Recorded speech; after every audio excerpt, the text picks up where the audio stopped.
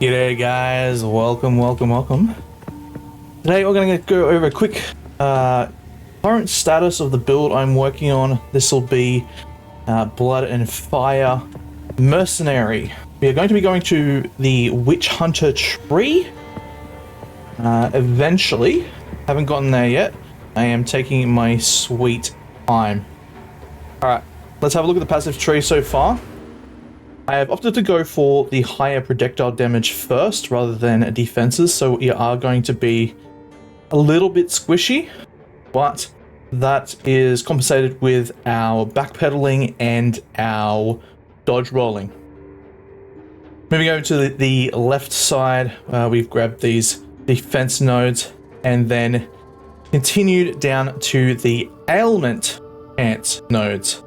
Now, the reason we grab these is because we're going to be doing a mix of fire damage and bleed damage.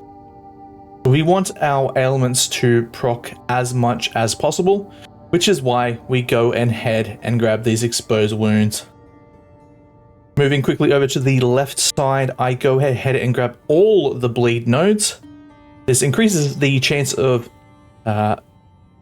getting bleed on hit, which is only possible the moment you get this node here.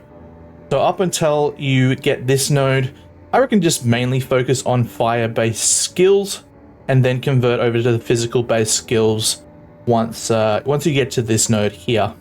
And moving up here, we get the more chance and the increased magnitude.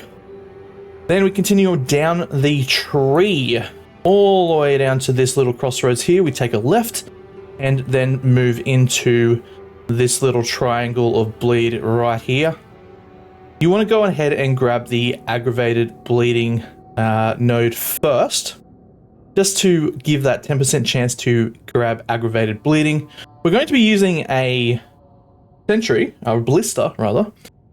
So getting that aggravating bleeding as soon as possible is going to be allow us to do a lot more damage, because when things start getting a little crazy, we're going to pop our ballista, and this ballista here actually captures the enemies in the area, preventing them from moving. When they're not moving, they're not bleeding extra, because obviously when they're bleeding, they have to be moving to bleed to do more damage.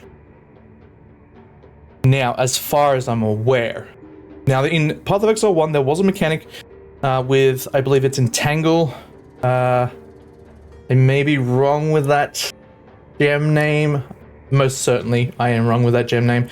But basically it's rooted them and they would count as moving even though they weren't moving. Now, I'm not too sure if this is carry over. I haven't really noticed the bleed doing more damage when they've stopped, so I'm assuming it hasn't. So we go to the aggravated bleeding first. Then I'm going to go down to this side to get the deep wounds. Attack hits aggravate any bleeding on the target which is older than 4 seconds, which is going to be really good for the bosses in particular, because obviously the bleed is going to be up pretty much all the time once we get to this point, which will allow the bosses to take maximum amount of bleed damage even if they're not moving, because we know some of the bosses like to just stand still and pelt us. Once I have completed this area here, I'm going to proceed down the tree, take a right, and then go into the crossbow damage section here. As you can see, we're going very glass cannon. I'm going to continue down until I get the reusable ammo. 50% chance crossbow attacks do not consume a bolt, which will be very handy with our armor break. I'm going to go over the skills after the tree. Then we're going to continue down to get power shot.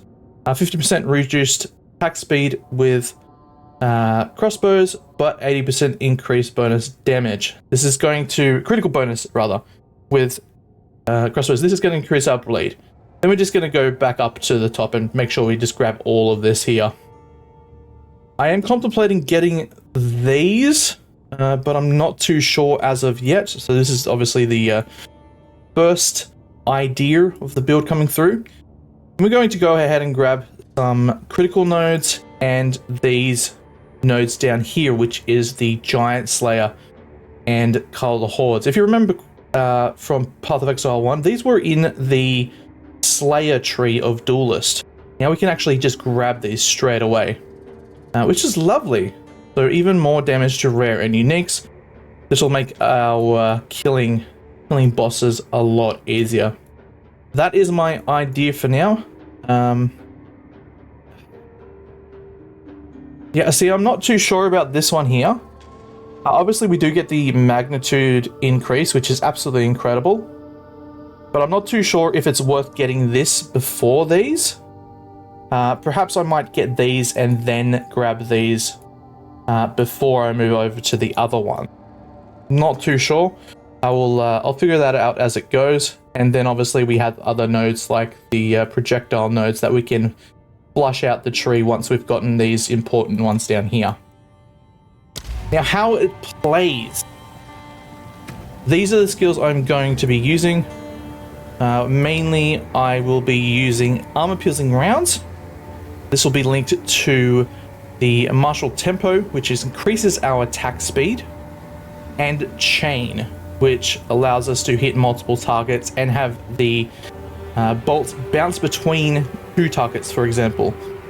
This allows us to stack that armor break as fast as humanly possible. Later on, I will be replacing these support gems with something a little bit more efficient for breaking armor. Then we go on to our high velocity rounds. This is our main damage dealer. This will allow us to do more damage. If I can click this, it allows us to do more damage if the enemy has already had broken armor, which after using the armor piercing will be most of the time. I have linked that to lacerate, which is 30% increased chance to inflict bleeding. This allows us to get a bleed proc off a lot more times than we would normally at this current level. And brutality to allow 35% more physical damage. Obviously, bleed is pure physical. Now, we are running the Herald of Ash skill currently. This is where the fire part comes into play, as well as the explosive grenades. With the explosive grenades, we are using pin to prevent the enemies from advancing faster, and we're using scatter shot to allow us to have two rounds rather than one. I'm going to quickly show how the build plays so far. I'm in Act 2. I just around the right level for this one. It's a bit choppy. Not too sure what it is. As I see, the armor piercing is bouncing off all the enemies. Now we change to our sniper, and it does obscene amounts of damage.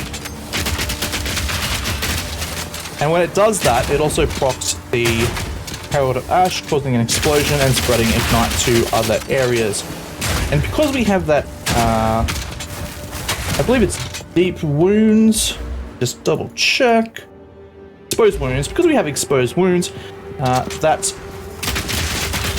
ignite will most likely just spread to other enemies in the area when the Herald of Ash procs.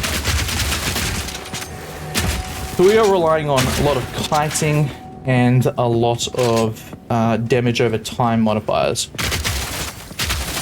A little later I might add a little bit more fire, or maybe remove the fire completely, we'll see. But for now, this has been the build that I've been running, and it's been pretty good, actually. Melt bosses pretty quickly, which is lovely. Not too sure why I'm getting stuttering. I think it might have been the one of the latest patches has caused some issues for DirectX. But that is the current state of the build. When things do start hitting the fan, I go ahead and just pop down this turret. It actually causes enemies to aggro it quite a lot, which is surprising. And of course, if you see a large group of enemies, feel free to throw down a couple of grenades. Did I show you the correct? Here we go. Yeah, so increases the amount of projectiles with the grenades using scattershot. So we can throw down 9 grenades in a very large area, and it can just wipe out packs if we need to. It's very good when you're getting surrounded. You can throw some ammo over here while you're focusing over here, and so forth. But that'll be the video. Thank you for watching. I will keep you updated on how the build is playing, how things are going, but I am very much taking my time.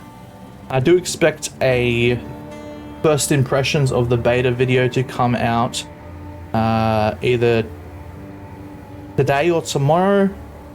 Yeah, thanks for watching. Okay, hey guys.